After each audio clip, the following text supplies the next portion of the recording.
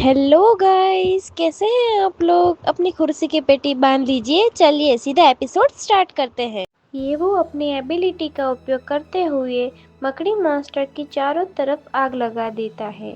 ये देखकर मकड़ी मॉन्स्टर जोर से चिल्लाता है, जिससे शॉक वेव निकलती है और रून उसके पीछे खड़ी ये देखकर चौंक जाती है। रून यू से कहती है, नहीं, रेड विडो स्पाइडर आगे आ रही है। यू थोड़ा गुस्से में पीछे मुड़ता है और एबिलिटी के कारण उसकी आंखों से अभी भी आग निकल रही होती है।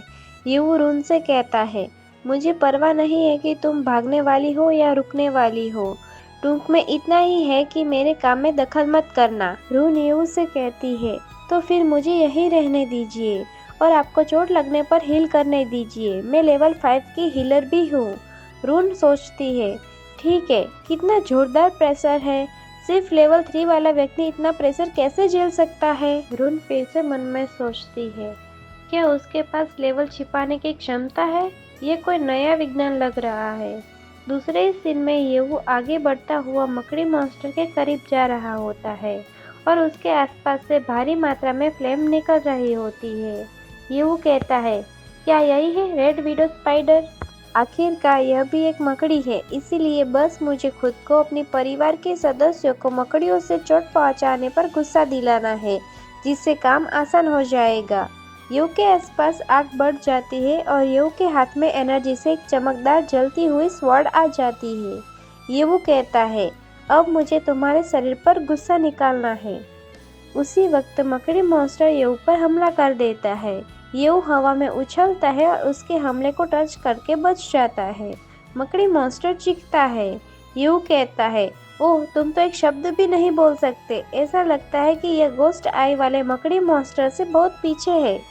लेकिन अब इससे कोई फर्क नहीं पड़ता, ये बेहतर है, क्योंकि ऐसा कहते ही बिना अपनी बात पूरी करे ही ये दोनों हाथों से अपनी स्वॉर्ड पकड़कर मकड़ी मॉन्स्टर पर हमला कर देता है। ये कहता है, मैं दया की भीख मांगते हुए शिकारी की आवाज नहीं सुनना चाहता हूँ, अब मरो।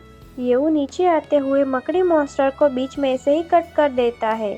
तलवार उसके बीच में से आग की लपेटों के साथ निकलती है।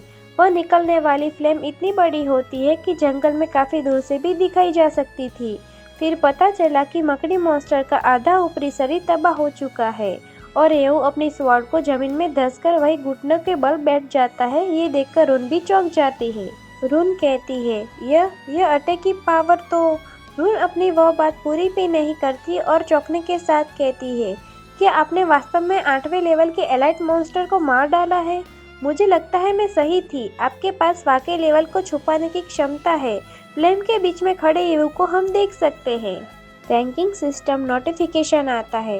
येऊ ने 8वें लेवल के elite category red widow spider monster को सफलतापूर्वक मार डाला है और इससे 1000 पॉइंट प्राप्त किए हैं। फिर से रैंकिंग नोटिफिकेशन आता है। रून तियान ने हत्या में सहायता की, इसीलिए 50 पॉइंट प्राप्त किए हैं। अकाउंट सिस्टम कहता है, होस्ट को बधाई हो, 5000 एक्सपीरियंस पॉइंट का एक्स्ट्रा सिस्टम किल पुरस्कार प्राप्त किया है।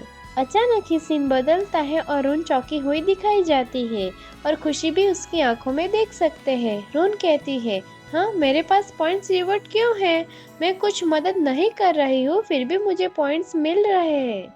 ये तो लेजेंडरी है, बहुत बढ़िया। मेरे पास गले लगाने के लिए अब एक दोस्त है। रून एक्साइटमेंट में येऊ के पास घूमकर बहुत ही ज्यादा अब बकबक करती है। इससे येऊ इरिटेट हो रहा होता है। रून कहती है, ग्रेट गॉड येऊ, मुझे बताओ, आपने अपना लेवल कैसे छुपाया है। मैं बस इतना कहूंगी कि एक बार जब आप स्कूल में दाखिल हो जाएंगे तो आप लेवल 3 के जीनियस हो जाओगे। किसी का लेवल कैसे स्थिर रह सकता है। आपको अपना अधिकार चाहिए होगा, है ना। रून फिर से कहती है, ग्रेट गॉड येऊ, मुझे बताओ। ऐसा कहते हुए रून येऊ के गले लग जाती है। फिर दूसरे सीन में बताया जाता है कि रून छोटे बच्चे की तरह येऊ की पीठ पर लटकी होती है और येऊ नीचे बैठकर कुछ कर रहा होता है। येऊ कहता है, मुझे छोड़ दो, मुझे फिर से ऐसे ही पकड़ा तो मानो या ना मानो, मैं तुम्हें यही गायब कर दूंगा। अब तो मुझे तुम्हें बचाने का पछतावा होने लगा है। येऊ मकड़ी मॉन्स्टर का कोई धारदार पार्ट देखते हुए सोचता है। रंजन द्वारा पुरस्कृत 1000 पॉइंट के अतिरिक्त किंग अकाउंट सिस्टम ने अलग से 5000 एक्सपीरियंस पॉइंट की गणना की है, जो वास्तव में बहुत बढ़िया है। लेकिन इस किंग प्रणाली का रहस्य दूसरों को पता नहीं चलना चाहिए।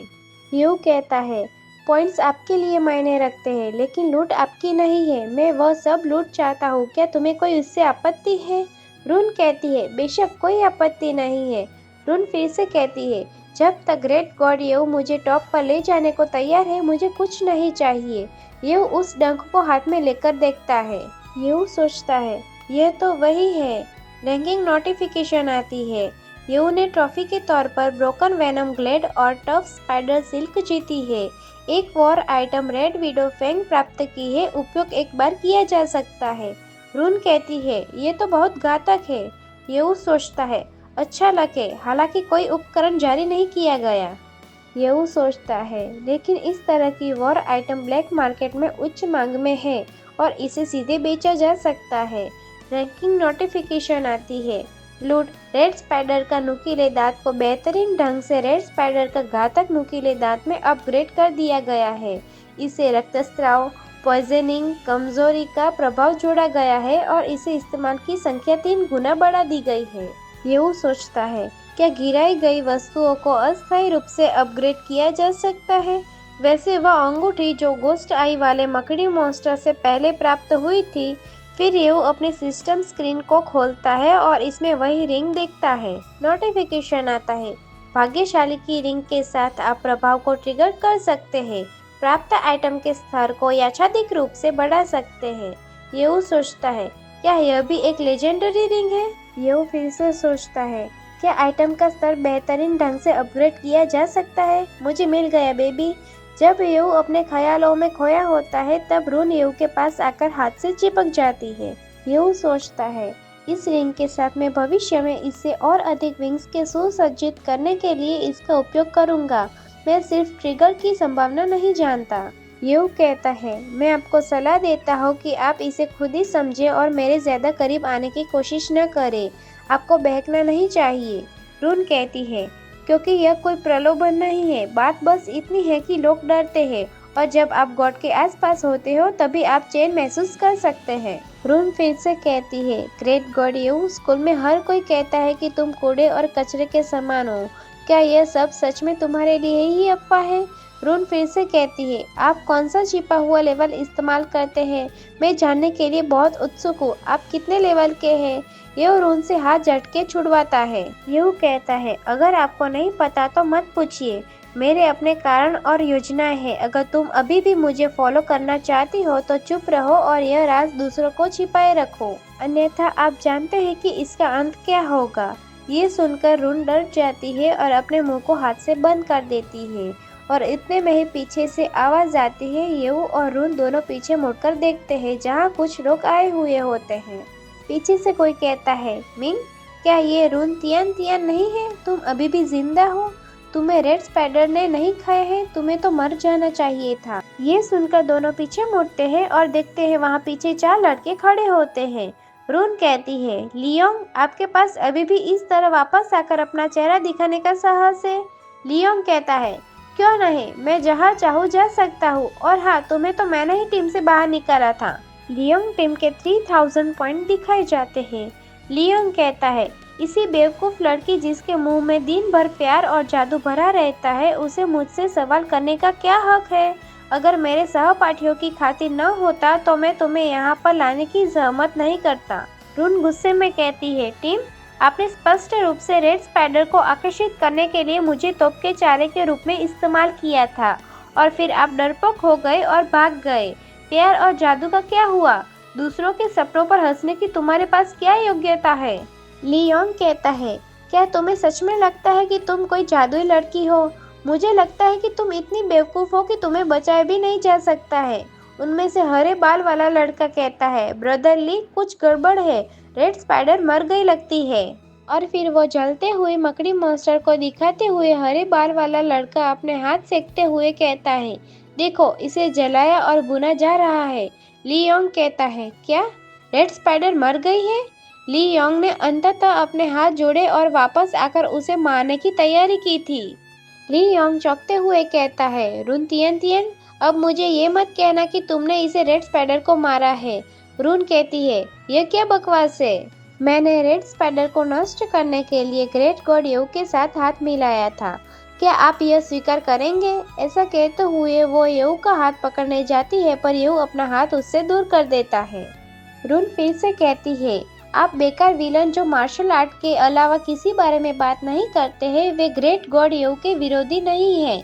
ये बात सुनकर येऊ कुछ भी नहीं बोल पाता है।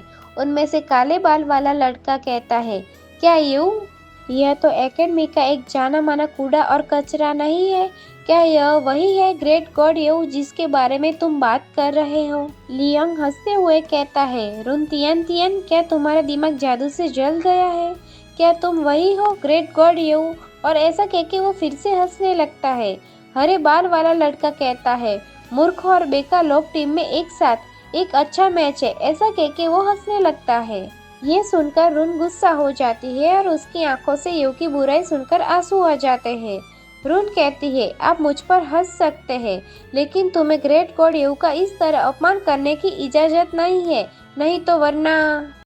आज का अपना सफर यहीं तक का था। अब फिर मिलेंगे नेक्स्ट एपिसोड के साथ।